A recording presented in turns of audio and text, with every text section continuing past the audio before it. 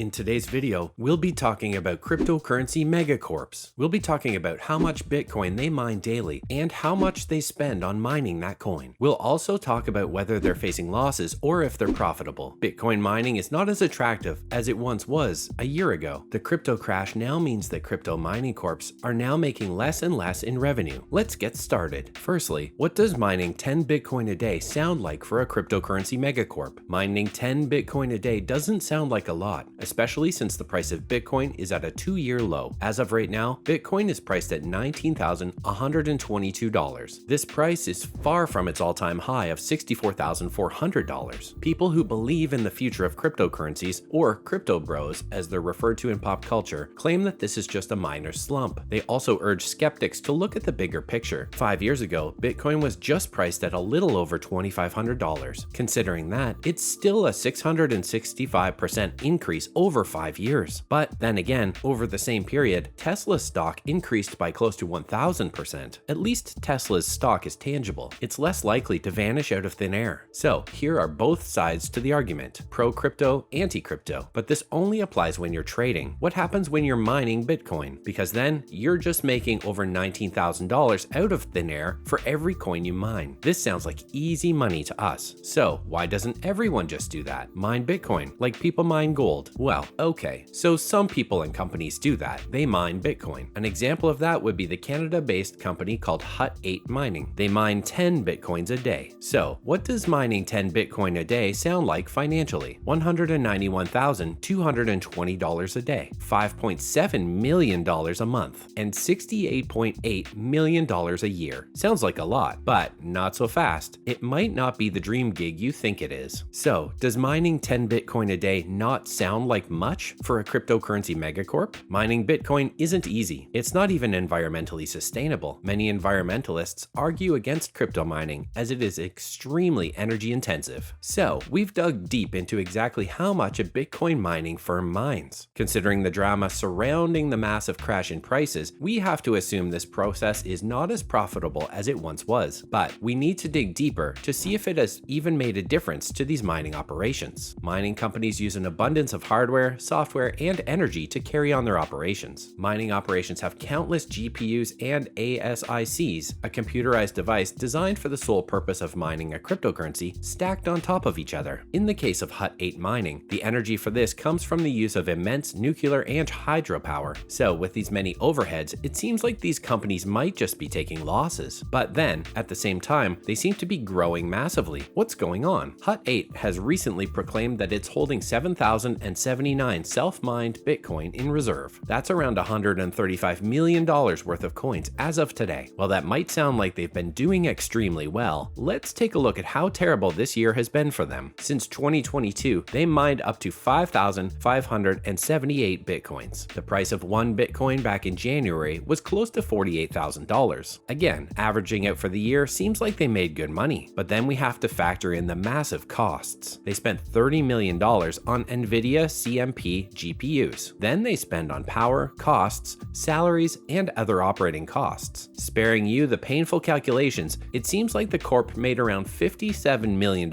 in losses, despite an increase of 1,500 coins in their total assets. The most dazzling thing, though, that is completely tough to get to the bottom of, is that they're still growing. Now they will be expanding their operations to North Bay, Ontario. They claim that it's because of the abundance of renewable energy. They also claim that they've managed to save money by limiting power consumption. So, after all this analysis, what did Hut 8 say about this? This is a little tricky. The calculations that you were told about were an estimation, but there's no way to verify whether Hut 8 is telling the truth. That's because it's not a publicly traded company, so its financials aren't open to the public. To this analysis, Hut 8 responded, "Our financial results demonstrate that Hut 8 is not experiencing theoretical losses, either massive or otherwise, as we continue to be profitable." Well, we hope it is all good for them. But crypto mining isn't just about profits and losses. We also have to consider the impact on the environment. Lastly, is Bitcoin mining sustainable? If you had asked this question 2 years ago, the simple answer would have been no. However, things have changed since then. It's still not super sustainable, but it's not as bad as it used to be. According to Miner Daily, it takes about 143,000 kilowatt hours of energy to produce one Bitcoin. Doesn't that sound like a lot? The average US residential consumer of electricity facility would use this much electricity in, wait for it, 13 years. So yeah, it takes a lot of energy to mine Bitcoin. But now, 60% of mining is being done with renewable energy. That's making Bitcoin slightly more sustainable than before. But it's not so easy, is it? 40% of energy still comes from fossil fuels. Moreover, the use of renewable energy means there's less energy for households to use. Hence, they have to rely on fossil fuels. But with time and better hardware and software, Bitcoin mining is expected to get more efficient. Let's truly hope for the sake of our planet that this ends up happening. So that's that for Bitcoin mining and its profitability. There's always so much news coming out of the digital world that it can be hard to keep track of. Well, don't worry, that's why you have us. We'll now talk about the most important news that you must know about. Other news. Alright, let's talk about the garage sale of crypto hardware. This crypto crash, which is expected to plunge even further, is making mining unprofitable for some companies. This is leading to a huge fire sale of cryptocurrency hardware. Miners are now dumping their equipment, which is quite high-end, in the resale market. This is driving down the prices of the mining equipment as well. An example of this would be the price of high-end graphics cards that are required to mine crypto. Around 2 months ago, the price of that particular hardware was around $2,530. Now that same hardware is priced at $1,390. This goes to show how badly the market is reacting to the crash. Demand for crypto hardware hasn't been lower than today in over 3 years. How is this crash affecting Nvidia? Nvidia is the largest graphics card manufacturer. Their demand is expected to fall by almost 50%. This can be apparent in their stock price, which has plunged to less than half of its peak value of $330 in November of 2021. This goes to show that companies like Nvidia should focus on their original customer base, gamers, rather than crypto firms. The market is too volatile for them to make a big chunk of their revenue. Now we discuss someone who's used the crypto hype for dubious reasons. Dr. Ruja Ignatovia, the self-proclaimed crypto queen, found the cryptocurrency OneCoin in 2014. She then defrauded investors out of $4 billion, yes, that's billion with a B, dollars over 3 years. Since then, she's disappeared and is nowhere to be found. Europol has added her to their most wanted list. But have you really made it as a criminal if you're not on the FBI's list of 10 most wanted fugitives? Well, the Bulgarian Ignatova has now made that list as well. The FBI is also offering a $100,000 reward to anyone that gives them information that leads to her being found. As of right now, no one is quite sure of her whereabouts, but the FBI has narrowed it down to the United Arab Emirates, Bulgaria, Germany, Russia, Greece, and/or Eastern Europe. That's quite a wide search radius. We truly hope the FBI is successful in finding her and people get back their hard-earned money. Lastly, Europe is trying to regulate the crypto market to prevent scams and losses. One thing about Europe, folks, it's always one of the first regions on the planet to legislate in favor of its citizens. From their battle with Apple over chargers and slowing down devices, to them now trying to regulate crypto, Europe has always led the world in customer-centric legislation. These new landmark rules will help amateur investors from falling for frauds and scams. They will also give issuers of assets a passport to serve clients across Europe, all at the same time while meeting consumer protection rules. Another super helpful law will be that crypto mining companies will now have to publicly disclose their energy use. They'll also be required to show all information about their climate impact online. Let's hope the rest of the world follows in Europe's footsteps to achieve a safer, more sustainable world. Well, that's all we have for you guys today. Do you think Hut 8 is still profitable in these trying times? Or are they struggling and making losses as expected? Let us know all your thoughts in the comment section below. Don't forget to like and subscribe if you enjoyed this video. See you guys next time. Bye.